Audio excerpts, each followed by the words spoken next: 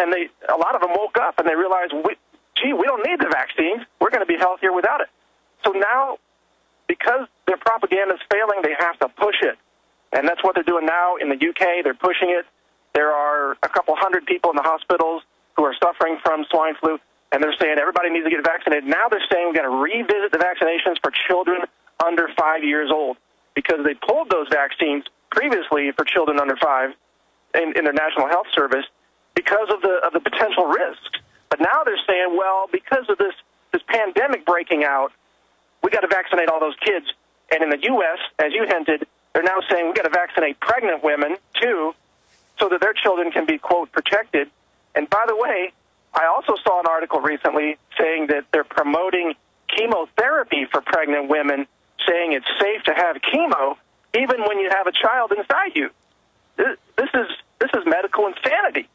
I mean, how many? Well, they're setting the precedent. They're setting the precedent to get away with mass murder, and they know what they're doing. They're turning health purely into a death camp, a eugenics camp, as Ted Turner and Bill Gates have admitted. I mean, they mean business. And for those that don't know, I remember just a few years ago, it always said in the inserts, and I've had medical doctors on that have pointed this out, that you never give a pregnant woman a vaccine because they know it causes autoimmune inflammation, not just in the brain, but in the fetus, and triggers massive increases in miscarriages. This time they said women who have babies in their uterus, you're the one that really needs this. I mean, what an outrageous thing they did. And I've seen it. The only country to be admitting it is Australia, where they're admitting this is causing the death of babies.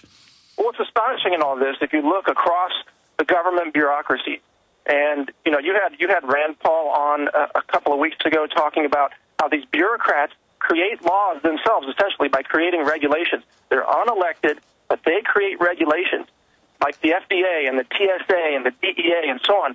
These government bodies, they just blatantly lie. They don't even care about telling the truth. They don't even care if they're caught in a lie. They just keep lying because most people keep buying it. So they throw out the evidence of harm for vaccines.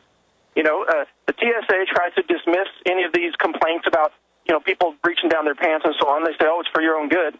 I mean, you've been all over that issue, so you know what I'm talking about. But every agency now is just running rampant across our freedoms and across the Constitution. And now with the Food Safety Bill, which I know we're going to talk about here, our food is at risk. They want to control our food. They want to reach into our refrigerators the same way the TSA has been reaching down our pants. That's what's happened. That's what's coming our way now in 2011. Incredible. Let's get into the Homeland Security tie-in. It was admitted, even in the Wall Street Journal, a record $12 million given in the month of November to get the House to pass the draconian takeover. The $12 million was given completely by mega agribusiness to shut down their competitions. Let's go over it. All right. Well, let's set the frame here for your listeners. The bill proponents said that this is all about food safety. We're going to save 5,000 lives a year. The FDA is a good agency. It's going to protect your food and protect your children and so on. Well, what they didn't tell you is, for example, did you know that E. coli, according to the CDC itself, only kills about 82 Americans a year through food transmission? 82 people. More people are killed by lightning in America than are killed by E. coli. And yet they made this into a big scare story. And that's a CDC statistic, by the way. You can see it right on the government website. And then they hid things in the bill, things that are just now starting to come out. I've been reading this bill, Alex, going through it with a fine-tooth comb, because you know how crazy these bills can get where you have to reference this section and delete that phrase from that paragraph. They're really hard to read. But if you get to this and you actually read it, it turns out that this bill says that the FDA has to put forth, quote, recommendations on whether and how to harmonize requirements under Codex Alimentarius. It's right there. The open world government standardization. This is, well, I mean, when you see the food safety bill, it's what's in Codex Alimentarius. It's global standardization. Now they're not even denying that. They're openly trying to bring us under this world government to shut down local farms and ranches because people are discovering that we're being poisoned intentionally through the GMO. People are getting the Rockefeller Foundation documents about vaccines having sterilants added. It's all coming out. And as the UN said in the 1996 Food Summit in Beijing, China, they would use food as a weapon. They are using it as a weapon. So it is our duty to start eating non-GMO. It's our duty to start gardens. It's our duty, even if they pass this, to literally rebel. And they're setting up the SWAT teams, everything. They're SWAT teaming the Amish to grow those tomatoes and then let them try to arrest you and further discredit these hordes of demons they've recruited. Yeah, exactly. It's the most patriotic thing that you could do, perhaps, right now, is to grow your own food and sell it at a local farmer's market. Sell it to your neighbors. Sell it to your community members. You know, grow some honest tomatoes and just sell them. And this is what the government precisely doesn't want you to do. And that's why they've created all of this dark globalist language in this bill. Let me give you some other examples. Well, stay there. We're going to come back and hit this. We've got to go to break. But think about it. Ladies and gentlemen, in the 1930s, Stalin couldn't crush the poor farmers. He wanted to collectivize them, like Mao later did and killed 60-plus million people. So he said you can't grow your own gardens anymore and starved 30-plus million people to death. I mean, they're not playing games. These are hardcore criminals. We'll be right back.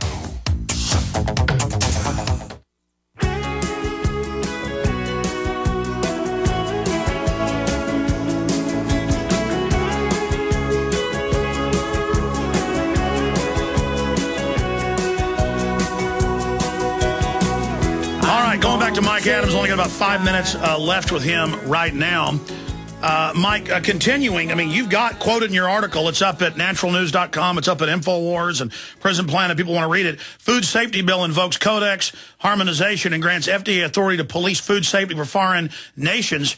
I mean, this is the global government right here, and they mention it's Codex Alimentarius. Tell folks what Section 308 really means. Okay, well, first of all, for those who are skeptical, and, you know, I encourage people to be critical thinkers, and they want to see this for themselves. If you go to the Thomas government search engine where you can search bills, you put in HR 2751 because that's what this was passed under, and you bring up this PDF file, go to page 195. You'll see this language for yourself. And you'll also see Section 308. It's called the Foreign Offices of the Food and Drug Administration. Yes, we're not kidding. The FDA is going to set up enforcement offices in other nations, other countries, and they're going to dictate to these countries how they should run their food safety systems so that when they export food to the United States, it adheres to, quote, FDA standards, which, by the way, means that all your food should be dead, pasteurized, fumigated, or otherwise killed or nutritively destroyed.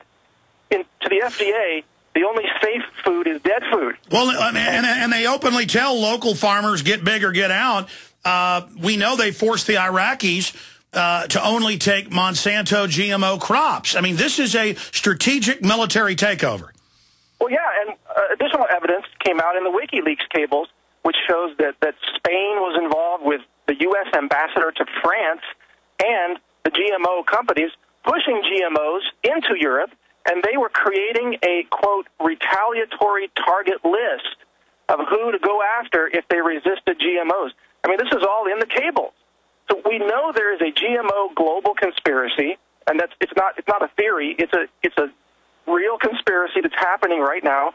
And now with this food safety bill, we know that the FDA is going to try to run the food safety programs of other nations and try to harmonize America with Codex.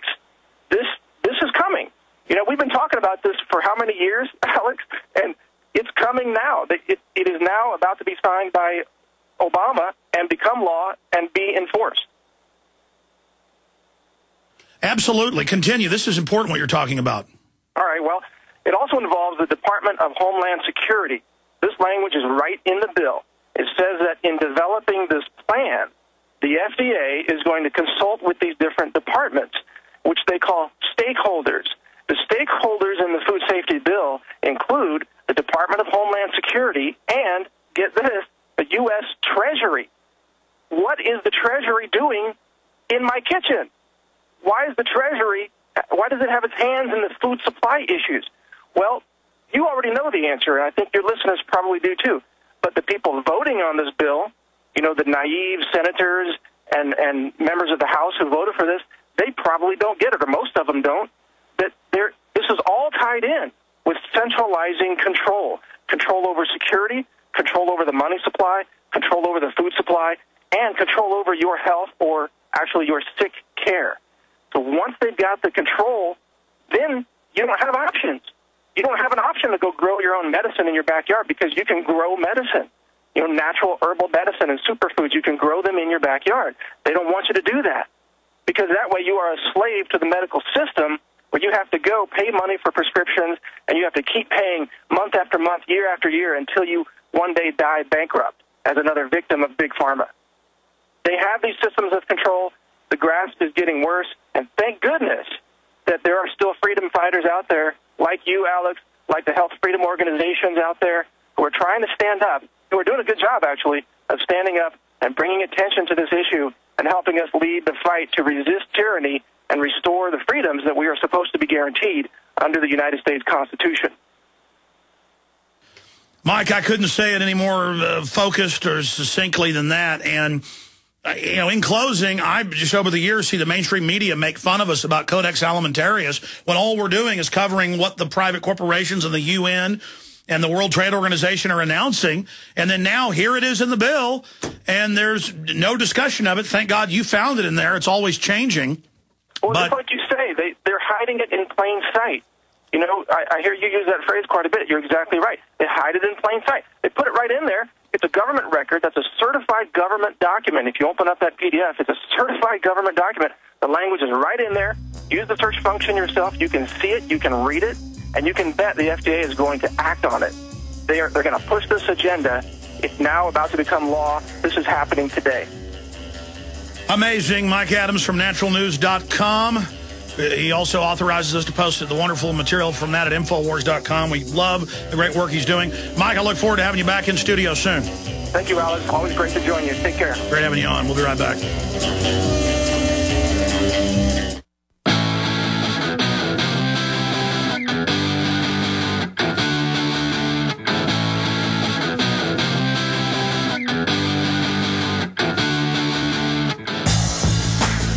We had him on a few weeks ago, and he's back via popular demand, but unfortunately we've only got a half hour with him, but I look forward to having him up for a full hour in the near future, perhaps to even take more of your phone calls. He's Porter Stansberry. He's got a long bio, but he's made a lot of incredible predictions that Barron's has called and others have called a dire prophecy. Even the Wall Street Journal has written articles. We've got those linked up on Infowars.com. Amazed by how accurate his predictions are. And I want to give you the website, and it's linked in banners up on Infowars.com, where you can watch a free video presentation that Porter put together. But I wanted to have him back on to really quantify this for people so that folks understand what dollar devaluation and the depegging of the dollar, the world reserve currency, really means. I mean, people hear Glenn Beck talk about it. They hear people discuss it. They laughed at us a decade ago when they got rid of Glass-Steagall.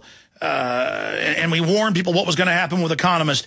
I mean, this is really common sense, as Porter has said, but the media has tried to deny common sense. Now they're having to admit it, but they're still not telling people how serious this is going to be. Porter, from your deep research of this and the video, endofamerica3.com, that's one word, endofamerica3.com, to watch that free presentation that's so valuable. It's got a lot of solutions as well. I mean, quantify what this means for people.